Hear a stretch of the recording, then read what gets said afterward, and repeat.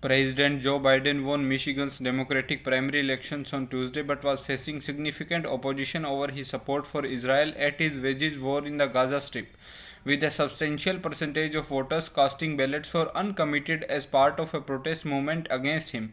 Former President Donald Trump was also victorious in the Republican primary, costing past former Governor Nikki Haley of South California to continue his undefeated primary streak. The results demonstrated how both Biden and Trump are confronting enduring weakness within their parties, with meaningful members of Democrats and Republicans voting against them even as they race towards a new rematch. In the Democratic primary, Biden faced his most significant challenge not from another candidate but from Arab American voters, progressives, and young people protesting his support for Israel by choosing uncommitted.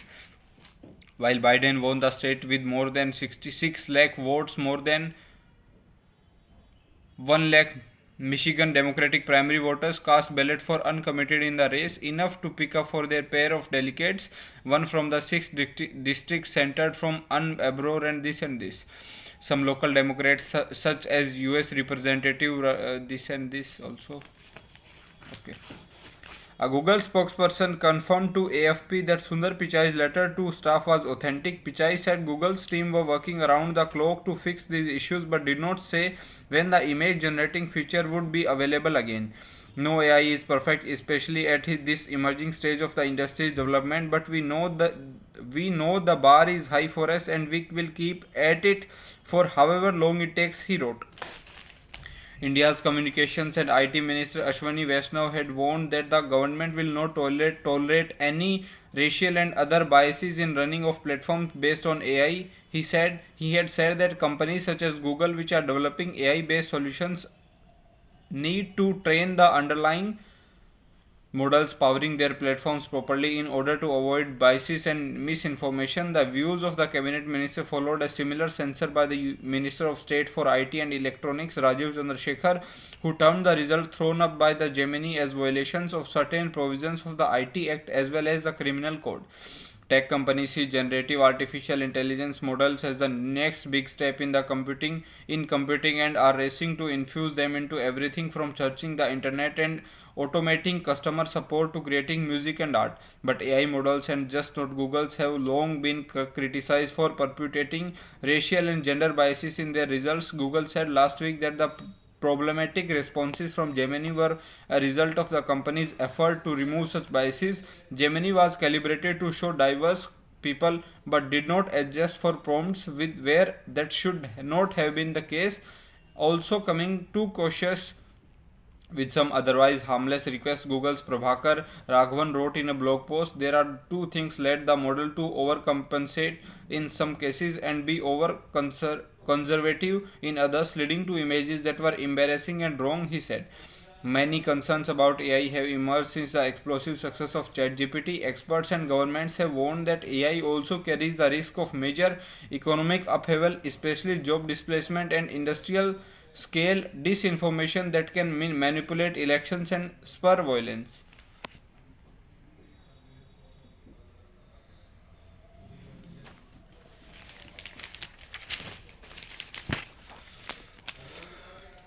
A comment by Thailand's ambassador to WTO Pimchok Wongkoron Pitfield, accusing India of using subsidized rice product for the public distribution system for capturing the export market, had created a diplomatic storm, with government lodging a strong protest and Indian negotiators refusing to participate in some deliberations in group where a representative from the Southeast Asian country is present. The Thai ambassador's comment on Tuesday during a consultation meeting was cheered by some representatives of rich nations, angering the Indian delegation here. Thailand is seen to be fronting for the US, European Union, Canada and Australia among others, which have blocked a permanent solution to public stockholding for over a decade. Officials said a strong protest has been lodged with the Thai government, and Commerce and Industry Minister Piyush Goyal took up the matter with USTR Catherine Tai and EU Executive Vice President Valdis making it clear that the language and behavior were unacceptable. Government officials tell that the Thai ambassador had got all her facts wrong, as only around 40% of the produce is procured by government to meet food security obligations. A part of the remaining quantity, which is not procured by government agencies, is exported from India at market price.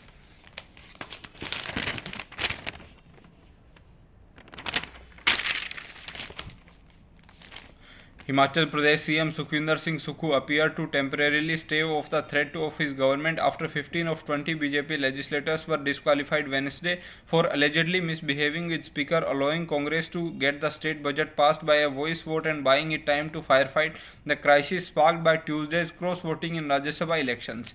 CM Sukhu declared he was a warrior and will fight like a warrior to complete his term. His government also filed a petition under the anti-defection law against the 6 Congress MLAs who defied the party whip in the Rajya Sabha polls. Speaker Kuldeep Singh Pathania reserved his decision on the plea they are not present in the House even today when this finance bill is under consideration and being passed. I have taken cognizance of this, he said. The House was later adjourned. Signed. Karnataka Deputy CM DK Shivakumar and former Haryana CM Bhupendra Singh Hooda, whom AICC has deputed as observers, arrived in Shimla around 5 pm and met Sukhu and his ministers. They individually interacted with the rest of the MLAs before calling up the 6 dissidents. Sources said the observers were to submit a report to AICC President Mallikarjun Kharge by midnight. Sukhu said Congress believes in forgiveness, referring to dissidents as younger brothers. He also claimed that one of them had apologized to him for betraying the party whip. I do not want to take his name, he said. He erred in decision making.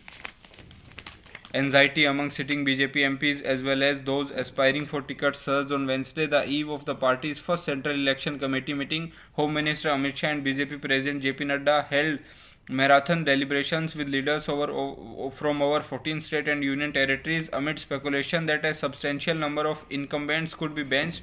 Two-termers are considered to be particularly vulnerable. The party, keen to ward off the risk of local incumbency hindering its plan to leverage PM Modi's popularity to score its biggest Lok Sabha win. The number of state units called the deliberations has enforced the indication that the leadership, taking up from where it left off in the last state polls, may announce its first list soon. Party circles were abuzz that the list likely to be announced a day after the CEC meeting in which Modi, other parliamentary board members and senior state leaders will be present, may have as many as 200 candidates. BJP recently held informal meeting with leaders from UP and other states. Besides central office bearers have completed the review of state, the party expect decent pickings from.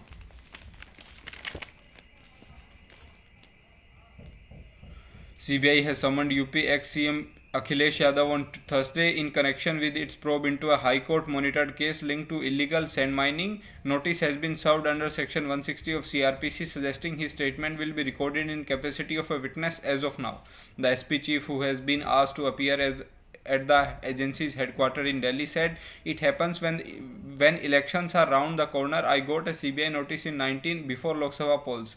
Now it's again time for polls and I have got a notice. The case pertains to illegal mining between 12 and 16 in UP's Hamirpur district when SP was in office.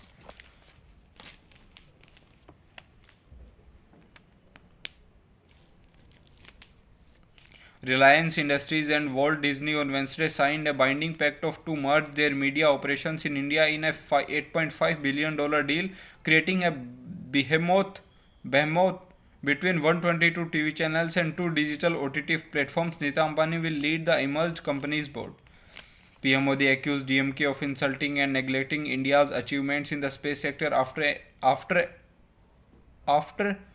placed by a party ministry in Tamil Nadu. Newspaper showed a rocket with a Chinese flag on its nose cone. DMK must apologize, Modi said.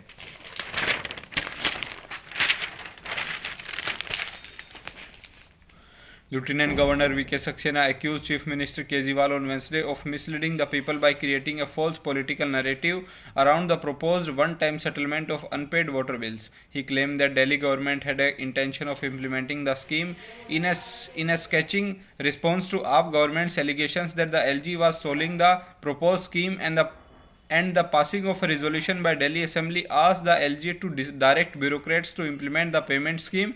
Saxena said no document related to the proposal had ever been brought to the notice.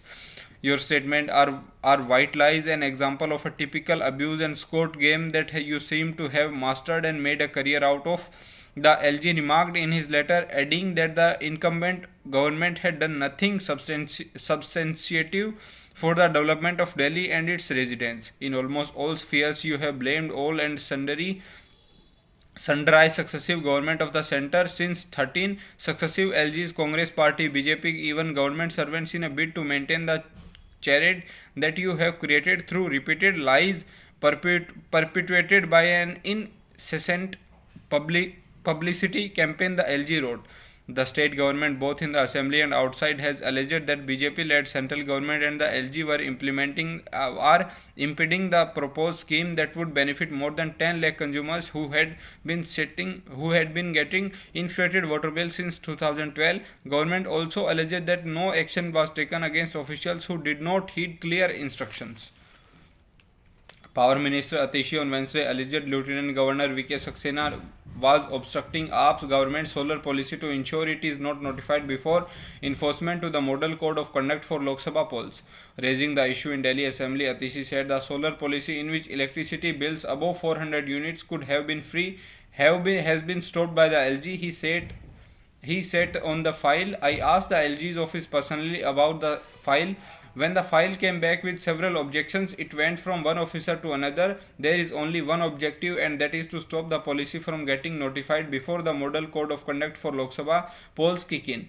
Dismissing her claim, Rajnivas sources said that the Kejriwal government was misleading people by habitually lying and that the LG has not stopped solar policy, only sought details on its provisions.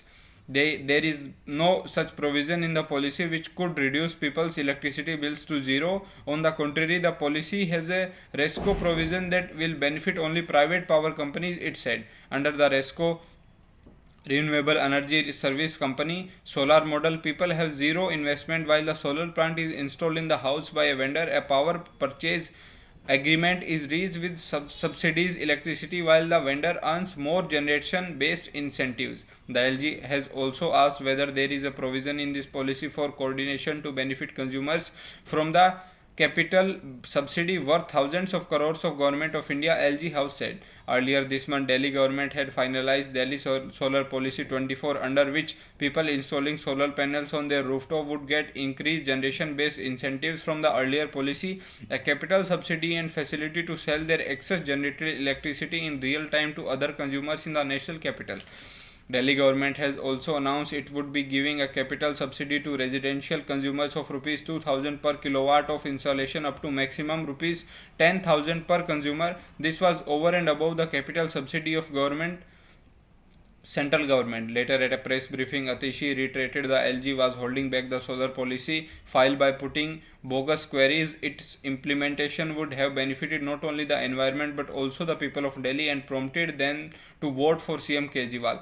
This is why the LG is trying to put it on hold. He is forgetting the dignity of his constitutional position and making every possible effort to secure votes for BJP in Lok Sabha elections, she alleged. Delhi BJP leader Harish Khurana said the solar policy is not Delhi specific but nationwide. State government across the country and central government are working on it. There is no confrontation between any state government and central government. Kejriwal government only wants to divert attention from allegations of corruption by discussing half-baked schemes, he said.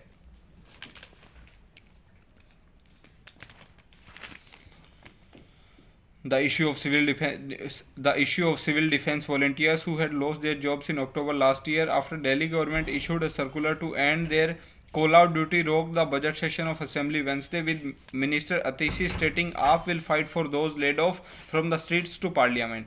A total of 10,000 civil defense volunteers, mostly engaged bus marshals, were removed after the Directorate of Civil Defense issued a circular stating it was contrary to rules mandating their requirement for dealing with disaster management. Official had argued argued that buses already had CCTV cameras and panic buttons. Speaking in the assembly, Atishi said for decades it has been very challenging for women to travel in DTC buses. After continuing for several years in 23, the same officers who executed the scheme started putting objections, he added. They said, what is the use of bus marshals when there is CCTV? I would like to tell them that you travel in a chauffeur driven car, so you don't realize what kind of bad behavior women have to undergo, said Atishi. She said despite Revenue and Transport Minister ordering to continue the bus marshals, the officials went ahead with the orders to remove them. We will fight for them, for their cause, from the roads to parliament, she added.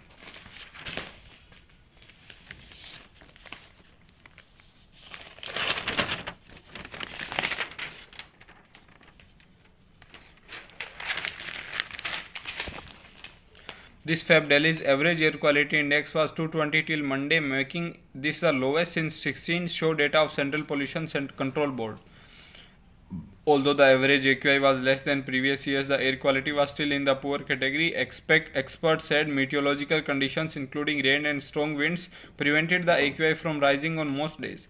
An analysis of CPCB data, which started calculating AQI from April 15 onwards, showed that average air quality reading in February was 293 this and this.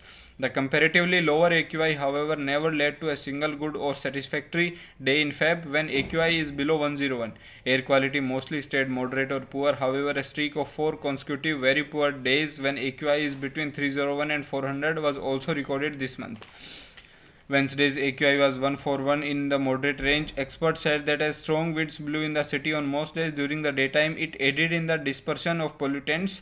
The city also recorded excess rain this Feb, and rain helps in setting down the pollutants. Indian Meteorological Department's data shows that the city lost 32 mm rainfall in February this year, which is an excess of 53%. Anumita Roy Chaudhary, the Executive Director of Research and Advocacy at Center for Science and Environment, said we are now virtually out of the winter season with improved ventilation and stronger wind speed. This is helping in dissipating the ambient concentration. We need to watch this trend closely to understand the local and regional impacts of air pollution and to what extent the action is contributing to clean up the air.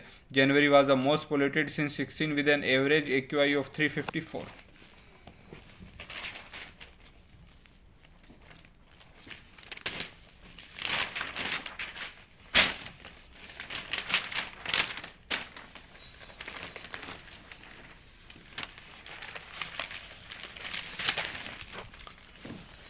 Many parents now believe that the class 12th board exams are merely year-end qualifying tests that permit a student to sit for the common university entrance test, the result of which is crucial for admission to preferred universities. They are therefore questioning the value of investing time in traditional schooling because exams like CUET, JEE and engineering and NEET for medical studies seem more relevant assessments. However, while schooling may not be important in this regard, there is still the criteria requiring students to have 75% mandatory attendance to be able to sit for the board exams. To meet this requirement, parents are opting to put their children in dummy schools, which tie up with coaching and tuition centers for specialized teaching while specialized teaching while facilitating the attendance need. The post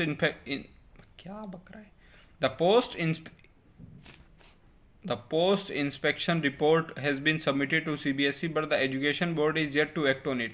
The team inspected 34 schools across state and deemed 23 to fit with the idea of a dummy institution. While inspecting one such institution, we were told there were 60 students each in class 12th and 10th, but the number skyrocketed to 500 each in class 11th and 12th. We found no students attending in class 11th and around 50 in class 12th, disclosed Raji N. Kumar, Director NK Bagdoria School and member of CBSE's inspection team. Experts question against neglecting traditional schooling, citing studies that show a correlation between school attendance and academic performance. Furthermore, concerns regarding the mental health and career readiness of students are also of interest as highlighted in the well accepted annual status of education reports by Pradhan by Pratham Foundation reports indicating the lack of clarity among 18 years old about their future plans.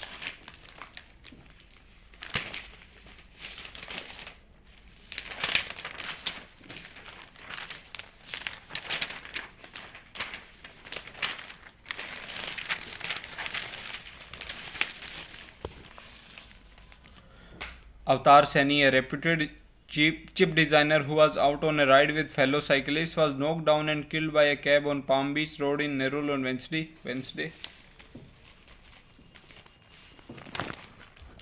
Claiming that members of Congress raised Pakistan Jindabad slogans to celebrate the victory of party's candidate Syed Nasir Hussain BJP on Wednesday, slammed the opposition party, saying the conduct of its members inside the Karnataka Assembly complex on Tuesday evening was a reflection of party's level of appeasement politics and the compromises it was making with national security for political reasons.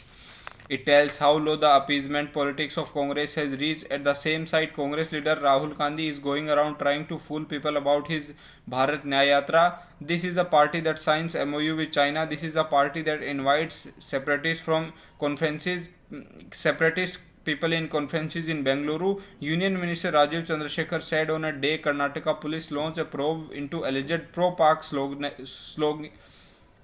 sloganeering, and CM Siddharamaiah announced that he had asked for the relevant footage to be sent to the Forensic Science Laboratory. Union Minister Prahlad Joshi debunked Nasir Hussain's defense of his supporters and his claim that nobody has read the offensive slogan. He demanded action against those allegedly involved and threatened a state-wide agitation if they were let off. Instead of condemning with Nasir Hussain is trying to mislead any and say that somebody is spreading false news, which is more dangerous. Congress, when it was in power, used to hobnob with Pakistan. Now they are directly supporting Pakistan. So I asked Rahul Gandhi. Ask Rahul Gandhi as to what is this take on this. Joshi said as he sought to corner Congress President Mallikarjun Kharge, who recently appointed Hussain as one of the co-ordinators in his office.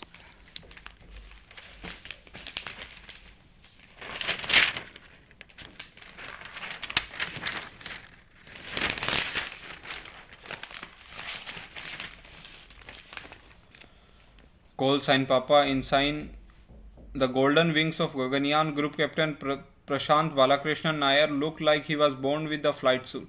But how did the ace test pilot, fighter pilot and Top Gun get his nickname Papa? Over a quarter of a century ago, when Nair transitioned from the Ragadapatti of National Defence Academy to Air Force Academy, someone wanted to know his name. Flight Cadet PB Nair sir, he replied. PB what? Pat came the reply, Papa Bravo Nair sir, and the name stuck. Not one of to ever have things lost in translation. Group Captain Nair has also been clear about this his target.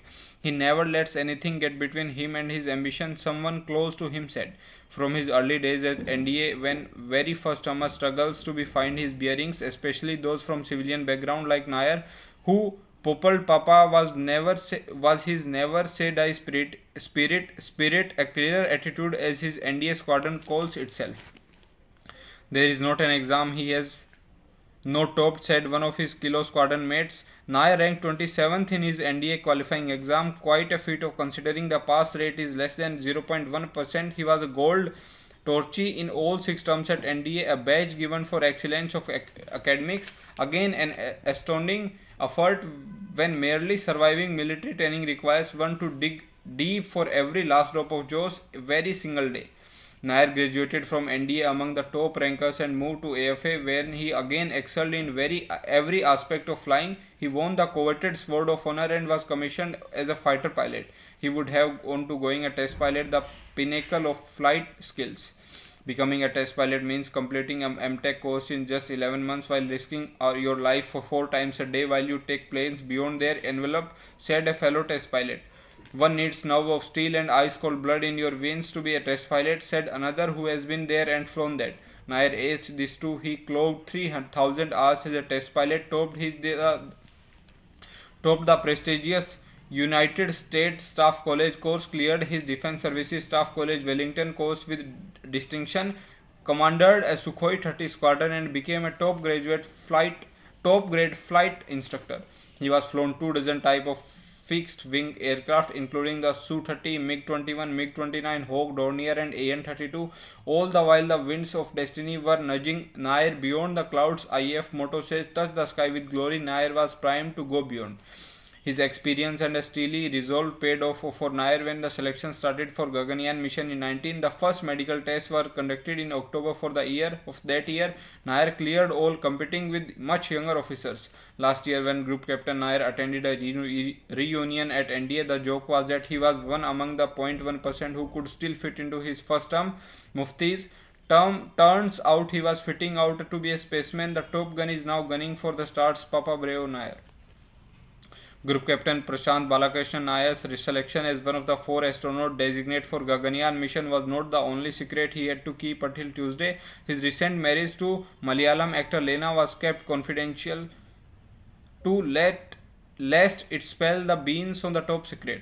The big reveal came on Instagram hours after PM Modi handed coveted astronaut wings to Nair and his 3 fellow astronauts designated at a formal event in Kerala's Thiruvananthapuram. Lena took to her handle to announce that he was married to 47-year-old test pilot, a post that quickly went viral. The Kanyaka Talkies and Spirit actor posted pictures of her and Prashant together, including at a traditional wedding ceremony on January 17 and another alongside ISRO chairman S. Somnath from Tuesday's event. "It is a historic moment of pride for our country, our state of Kerala and me personally," she said of her husband being included in India's first crewed space mission. "In order to maintain the officially required confidentiality, I was waiting for this announcement to let you know that I got married to Prashant in a traditional ceremony through an arranged marriage," Lena wrote. The actor was unavailable for comment. The review and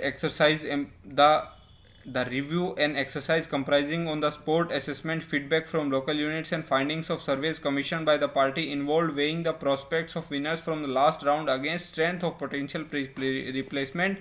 Core group members from Madhya Pradesh, Rajasthan, Gujarat, Delhi, Goa, Tripura, Arunachal Pradesh, Jharkhand, Haryana, Andaman Nicobar, Jammu Kashmir, this had brainstorming sessions with Shah Nadda, General Secretary B.L. Santosh. Sources said former MP CM Shivraj Singh Chauhan, who was present in the meeting to review probables of his state, is among the likely candidates from a prominent seat beside Union Minister Jyotiraditya Scindia and senior party member Kailash Vijayarajya could also be fielded. Sources that election committee of Delhi BJP had submitted a list of 25 to 30 probables to the national leadership for the 7 seats in the capital. The names of Foreign Minister S. Jaishankar, Housing and Urban Affairs Minister Hardeep Singh Puri and late leader Sushma Swaraj's daughter Bansuri were among the probables for the New Delhi seat, apart from sitting MP Meenakshi Lekhi. A senior Delhi BJP official said. The list of probables was discussed in a meeting of national leaders including Nadda, Shah and State President Virendra Sachdeva at the party headquarters, he said. Except for East Delhi MP Gautam Gambhir and North West Delhi MP Hansraj Hans, the remaining 5 Ramesh Bhaduri, Lekhi, Harshvardhan, Manoj Tiwari and Pravesh Kumar are representing their constituencies for the second time in a row.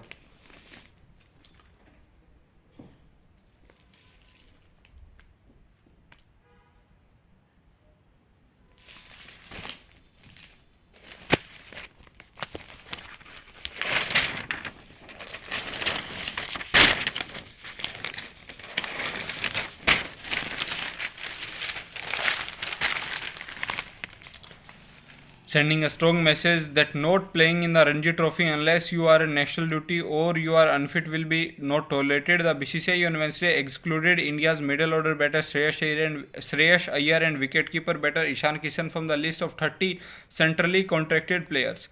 Reports on February 23 that not playing in the ongoing Ranji Trophy may see Ishan and Iyer lost their central contracts. Iyer missed the last league match and the quarter-final of the Ranji Trophy citing back pain. He has made himself available for the Ranji Trophy semi-final against Tamil Nadu from March 2 at the MCS ground in BKC in Mumbai. Kishan, on the other hand, came back midway from India's tour to South Africa due to personal reasons last year. The explosive keeper missed the test series against England and did not play in the Ranji Trophy for Jharkhand. Earlier this month, BCCI Secretary Jai Shah has told the media in Rajkot ahead of the second test that all the contracted players were obliged to play in the Ranji Trophy for their domestic teams unless they were on India duty or were recovering from injuries at the national Cricket Academy. They have been informed that on phone already, and I am going to write letters as well, that if your chairman of selectors, your coach or your captain are asking for it, then you will have to play red ball cricket, Shah said. Kishan had returned to competitive cricket and turned out of for RBI on Tuesday in the DY Patil T20 tournament in Navi Mumbai. He scored 19. Middle order batsmen KL Rahul, Shubman Gill and pacer Mohammad Shiraz have been elevated to the grade A category, while keeper batsman Rishabh Pant, who has been out of action since January 23 while recovering from a horrific road accidents, find himself in Grade B. Iyer was part of the Grade B list since last season, while Kishan has a Grade C contract. Please note that Shreyas Iyer and Ishan Kishan were not considered for the annual contracts in the round of recommendations, the BCCI said, adding, the BCCI has recommended all the athletes giving precedence to participating in domestic cricket during periods when they are not representing the national team. Even though he has been made out of action due to an ankle injury since getting injured during India's match against Bangladesh in Pune, all-rounder Hardik Pandya along with R. Ashwin and Mohammad Shami has been retained in Grade A. When approached to play cricket in WTC final last year, Pandya had made it clear that his body was not ready for red ball cricket. He wants to focus on the shorter formats. The selectors are fine with it, a source said. Indian captain Rohit Sharma, former Indian captain Virat Kohli, premier pacer Jasprit Bumrah and all-rounder Ravindra Jadeja have been retained in A+ category. The annual contracts for the 23-24 session will be applicable from October 1, 23 to September 30, 24. Players who feature in a minimum of 3 tests or 8 ODIs or 10 20s within this period will be included in Grade C or a pro rata basis. So if Dhruv Jurel and Sarfaraz Khan, who have played 2 tests against England, feature in the Dharamshala test, they will make it to the Grade C list.